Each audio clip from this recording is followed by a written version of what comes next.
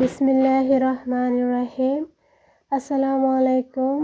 সবাই কেমন আছেন? আশা করি যে যেখান থেকে আমার আজকের ভিডিওটি দেখছেন সবাই অনেক বেশি ভালো আছেন, সুস্থ আছেন।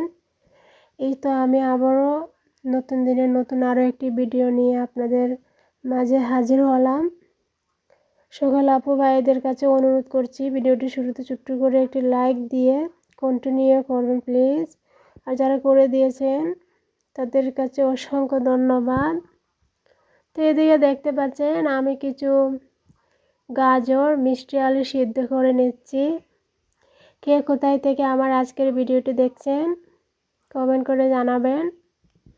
আর ভিডিওটা যদি কোনো অংশ ভালো লাগে প্লিজ শেষ পর্যন্ত দেখার অনুরোধ করছি। তো এদিকে দেখতে পাচ্ছেন আমি এখানে ফ্রেশ ধনিয়া পাতা নিচ্ছি। ধনিয়া পাতার পিঠা বানাবো। আপনারা থাম্বনেল থেকে হয়তো বুঝতে পারছেন, আশা করি বুঝতে কোনো অসুবিধা হয় নাই। তো আমি একে 2 প্যাকেট 2 বান্ডিল পেঁয়াজ পাতাও নিচ্ছি। তো এই পিঠাটা আমি ফার্স্টই বানাচ্ছি এদিকে দেখতে পাচ্ছেন এটার মধ্যে পাওয়া গেছে ওটা ফ্রিজে রাখছিলাম, কীভাবে সে এখনও জীবিত আছে আমি বুঝতে পারতেছি না তো এদিকে দেখতে পাচ্ছেন আমার যতটুকু মশলা, এখানে ধনিয়া পাউডার, জিরা পাউডার, লাল মরিচ পাউডার, কালো গোলমরিচ পাউডার যেগুলো দরকার এগুলো নিয়েছি। তো এখানে 2টা পেঁয়াজ, টমেটো বেশ বড়ই ছিল সাইজ, আর রসুন নিচ্ছি তো আমি সবগুলো উপকরণ রেডি হয়ে গেছে। তো আমি এখন অফ ক্যামেরায় রান্না করে নিচ্ছিলাম তো দেখতে পাচ্ছেন ভিডিও অনেক লম্বা হয়ে যায়, তাই অফ ক্যামেরায় আমি রান্না করে নিয়েছি। তো এই তো এবার আমি এখানে দেখে নেন আমি কতটুকু ময়দা নিচ্ছি। আমি বানিয়ে ফ্রিজে রেখে দেব, তাই আমি বেশি করে ময়দা নিচ্ছি 4-5 কাপের মতো। তো এই পিঠাটা অনেকটা মজা। আমি 2বার খেয়েছিলাম পিঠাটা, বাইরের কেনা, বাইরে থেকে কিনে এনে। তো অনেকবার বলেছিলাম তো বলে নাই, বললে হয়তো কাস্টমার কিনবে না। তো ভাবলাম এভাবেই আমার এখানে আরেকজন ছিল, আমরা 2জন বুদ্ধি খাটিয়ে এভাবেই পিঠাটা বানাবো। তো এখানে 1 চামচ বড় চামচের চিনি আর ইস্ট 1 চামচ আর একটু পরিমাণ পানি নিয়ে ভিজিয়ে রেখে দিব 5 মিনিটের জন্য। তো এদিকে দেখতে পাচ্ছেন চামচ দিয়ে আমি একটু নেড়ে চেড়ে নিচ্ছি যেন না লেগে যায় একটার সাথে আরেকটা। তো আমি এখানে 3 চামচ পাউডার দুধ নিচ্ছি ময়দার মধ্যে।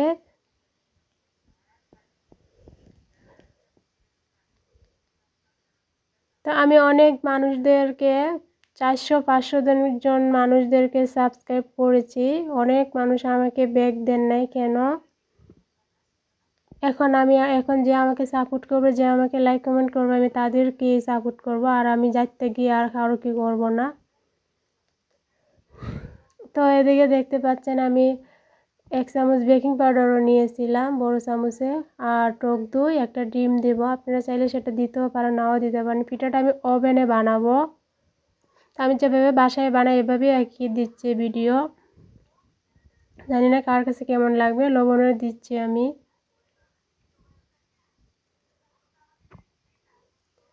এখানে যেহেতু আমি একটা ডিম দিছি তাই একটু ভিনেগারও দেব যেন ডিমের গন্ধটা না আসে, আর ময়দা যে একটা কাঁচা গন্ধ থাকে এটাও যেন না আসে। আমি যেভাবে বানাই এভাবে। আর এই যে ইস্টের পানিটা দিয়ে দিলাম। এবার পানি দিব আমি, দিয়ে আমি ডোটা বেশি ঘনও করব না, বেশি পাতলাও করব না, নরম করব। বেশি নরম না, যাতে যে বেলে যায় ডোটা হাত দিয়ে ধরা যায়, এভাবেই করব। তো বেশি শক্ত করলে ডোটা তখন পিঠাটা মজা হয় না, নরম হয় না। তেল দিতে আমি ভুলে গিয়েছিলাম, এবার যতটুকু প্রয়োজন তেল দিচ্ছি দেখতে পাচ্ছেন আমার ডোটা কিভাবে আমি মাখাচ্ছি। তো হয়ে গেছে 40 মিনিট আমি রাখছিলাম দেখে 40 মিনিট পর ফুলে গেছে।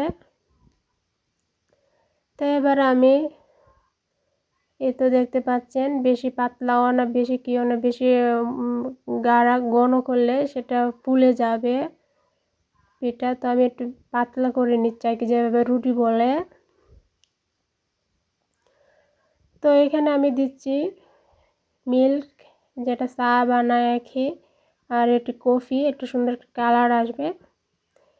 তো এদিকে আমি আরও 10 মিনিট রেস্টে রাখার পরে ওভেন অফ ক্যামেরায় আমি ওভেনে বানিয়ে নিচ্ছিলাম। ভিডিও আমি করছিলাম, কেমনে জানি চলে গেছে। তো এতক্ষণ সবাই ধৈর্য ধরে ভিডিওটি দেখার জন্য সবাইকে অসংখ্য ধন্যবাদ। যারা আমাকে সাপোর্ট করেন সবসময় তাদেরকে অসংখ্য ধন্যবাদ। আমার আপুরা সবাই অনেক ভালো থাকবেন, সুস্থ থাকবেন। এদিকে আমি দুপুরে ভাত খাবো। তো ভাত